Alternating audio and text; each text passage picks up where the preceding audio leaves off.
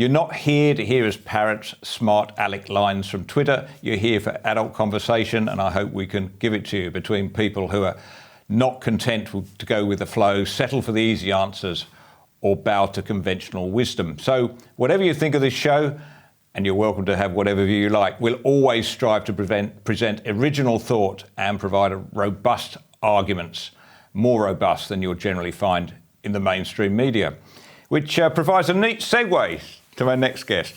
Claire Lehmann, a writer who I greatly admire, not least for intellectual rigour, reasoned arguments, and the civility of her tone. Claire is an entrepreneur of free speech, the founder of the online magazine Quillette. It's a haven for intelligent free thinkers and a forum for the kind of opinions that might get you into trouble if you publish them elsewhere.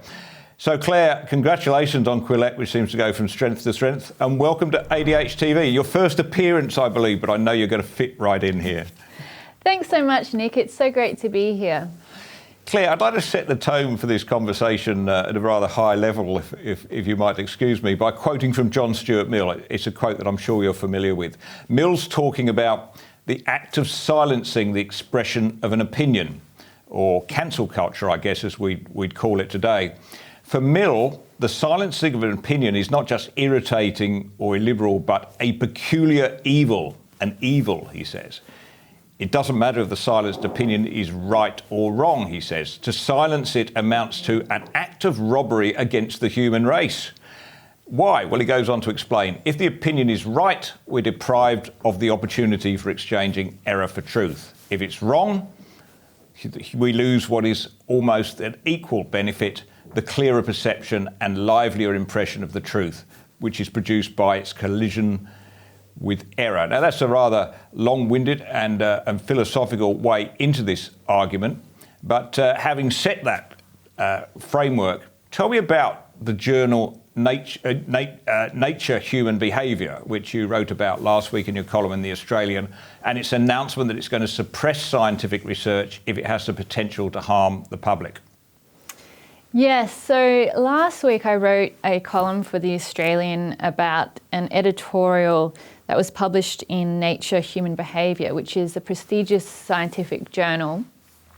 And this editorial was accompanied by a new guidance document which stated that the journal would no longer publish research that might harm the public. Now, this Nature Human Behaviour is similar to a psychology journal or a journal that publishes research on what it says, human behaviour. So,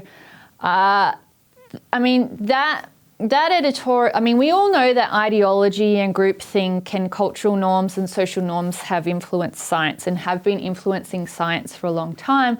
But this was the first time such a prestigious journal said it in explicit terms that they were going to be censoring science, even if it was true, for moral reasons. And obviously we all know that what you might think is moral differs from what I think is moral, and who are the journal editors to say that we can't handle the truth because they think it might be harmful.